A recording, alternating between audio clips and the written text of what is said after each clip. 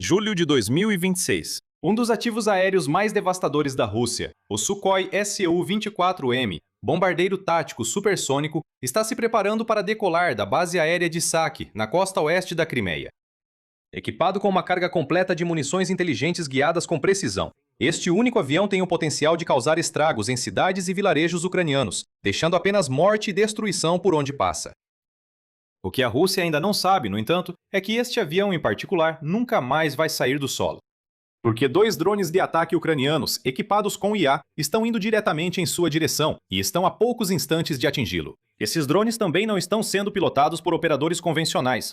Eles estão sendo controlados pelos melhores dos melhores, mergulhadores de combate de elite, que fizeram uma jornada traiçoeira muito além das linhas inimigas e em território ocupado, para encontrar e eliminar esse avião de milhões de dólares e impedir que ele tire mais uma vida ucraniana. Eles passaram semanas se preparando para este exato momento. Semanas de vigilância furtiva e preparação arriscada estão prestes a terminar de forma explosiva.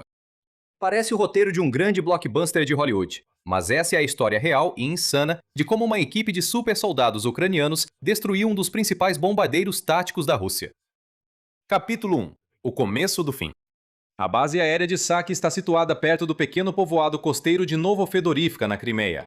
Sua história remonta a quase um século. Os nazistas construíram pistas de pouso aqui durante a Segunda Guerra Mundial, e alguns dos rostos mais famosos da história, como Winston Churchill e Franklin D. Roosevelt, aterrissaram aqui, em Saki, nos estágios finais do conflito. Avançando para os dias atuais, Saki se tornou um dos locais estratégicos mais valiosos para os militares russos. Várias vezes bombardeiros e caças decolaram deste local para lançar bombas e disparar mísseis contra alvos. Em todo o sul da Ucrânia, os russos repetidamente exploraram seu controle da Crimeia para lançar ataques sobre outras áreas do território ucraniano. Mas, no verão de 2026, o jogo virou. A Ucrânia lançou sua agora icônica campanha Middle Strike, usando drones e mísseis para bombardear o corredor terrestre que liga a Crimeia ao território russo. Também atacou locais em toda a península, eliminando defesas aéreas, postos de comando e nós logísticos, para reduzir drasticamente a capacidade da Rússia de projetar poder a partir do território ocupado. Saki foi um desses locais, e em 24 de junho, seu mês de fogo começou oficialmente. O Serviço de Segurança da Ucrânia, SBU, uniu forças com a Unidade de Operações Especiais Alfa de Kiev para orquestrar um ataque devastador à base aérea. Eles lançaram um enxame de drones kamikaze no ar, que rapidamente avançaram em direção a Saki e outros alvos na Crimeia, incluindo o aeródromo militar de Gvardiska e o Estreito de Kerch, o estreito canal que liga a Crimeia ao Krai de Krasnodar, na Rússia. Houve uma época em que esses drones seriam facilmente eliminados pelas defesas aéreas russas, mas isso já não é mais o caso. A Ucrânia foi, ao longo do tempo, desgastando o escudo da Crimeia, eliminando alvos como estações de radar, sistemas de defesa aérea Pantsir e baterias de mísseis S-400, transformando o que antes era uma das áreas mais protegidas do Império de Vladimir Putin em um alvo fácil e direto. Seus drones voam pelo ar praticamente sem oposição. As defesas restantes da Rússia são lentas demais e poucas demais para fazer qualquer coisa enquanto eles se aproximam da localização de Saki. Seus alvos, 4 hangares de aeronaves, usados para armazenar e proteger os caças e bombardeiros. A Rússia tem contado com eles para semear o caos em toda a Ucrânia há anos. Não há nada que as forças do Kremlin possam fazer, além de assistir a devastação acontecer enquanto os drones atingem seus alvos. Em uma explosão de fúria, chamas e fumaça, todos os 4 hangares são atingidos. Suas paredes frágeis cedem sob o peso das explosões dos drones, causando danos incalculáveis a qualquer aeronave escondida lá dentro. No piscar de olhos, um dos locais militares mais valiosos da Rússia se transforma em um verdadeiro inferno. E isso é só o começo. Saki está prestes a experimentar o mesmo tipo de inferno que a Rússia obrigou os ucranianos a suportar desde 2022. E algumas das unidades mais elitizadas da Ucrânia já estão planejando uma missão ainda maior, que vai garantir a eliminação total de um dos equipamentos mais importantes do inimigo. Capítulo 2. O ataque seguinte, 1º de julho de 2026. Mal se passou uma semana desde o ataque anterior. Os incêndios nos hangares de aeronaves de Saki já foram praticamente extintos. As densas nuvens de fumaça que enchiam o ar finalmente se dissiparam, e as equipes de reparo russas estão avaliando a quantidade de danos causados no primeiro ataque.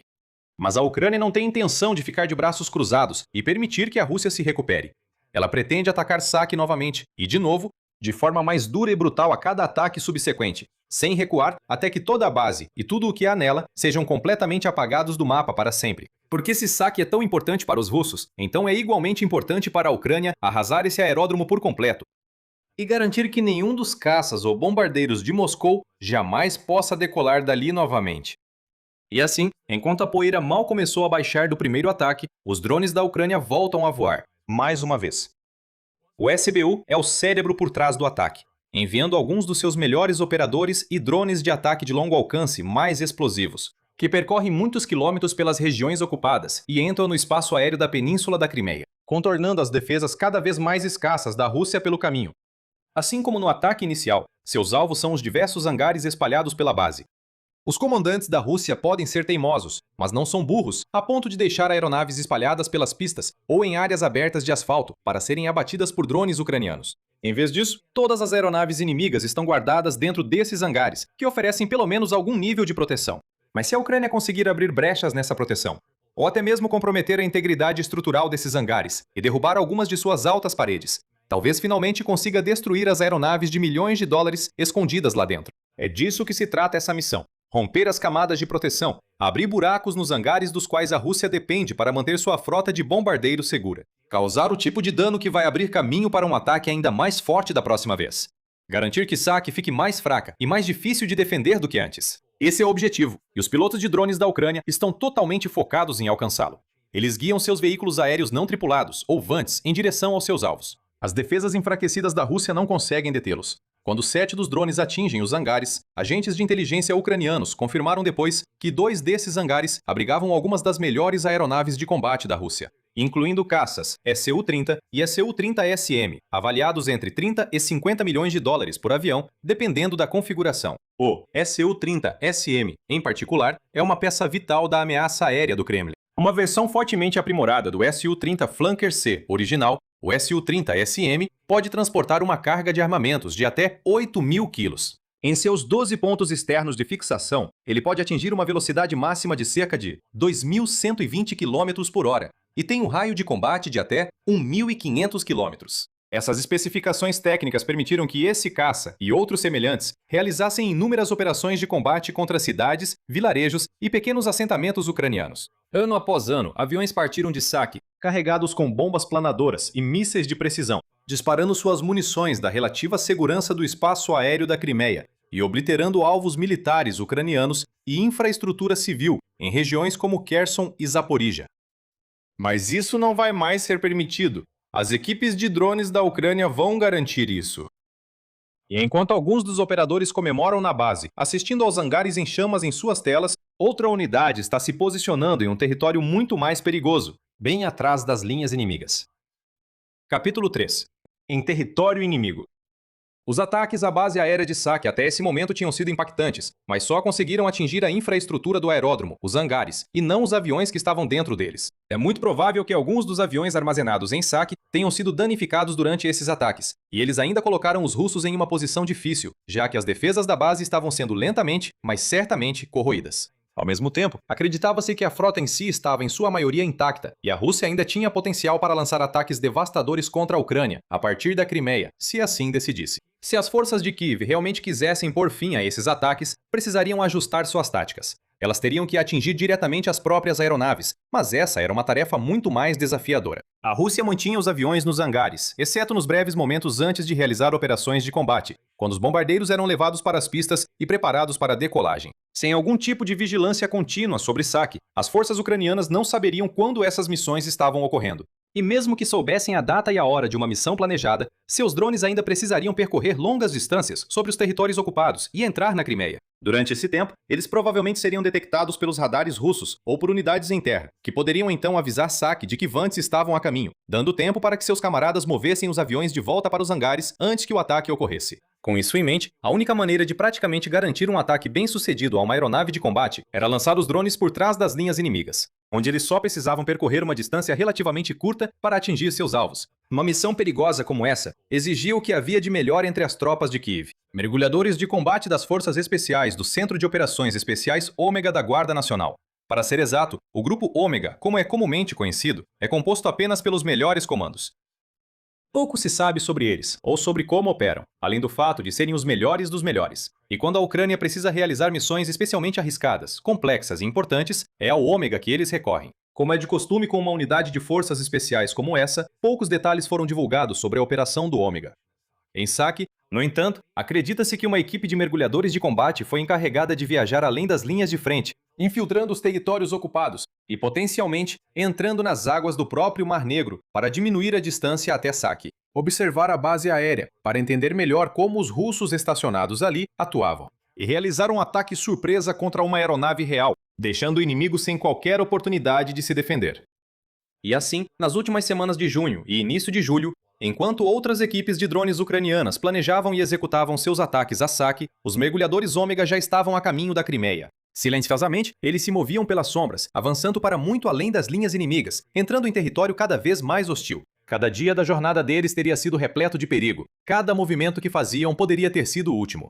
Se as tropas russas na área tivessem conseguido encontrá-los, havia tantas coisas que poderiam ter dado errado enquanto eles se aproximavam do alvo. Tudo isso enquanto transportavam os vantes necessários para realizar o ataque e planejavam a fuga de volta para a Ucrânia, a fim de permanecer vários passos à frente dos inimigos. Mas é por isso que eles foram escolhidos, porque têm a combinação única de habilidades e experiência necessária para enfrentar os desafios mais difíceis.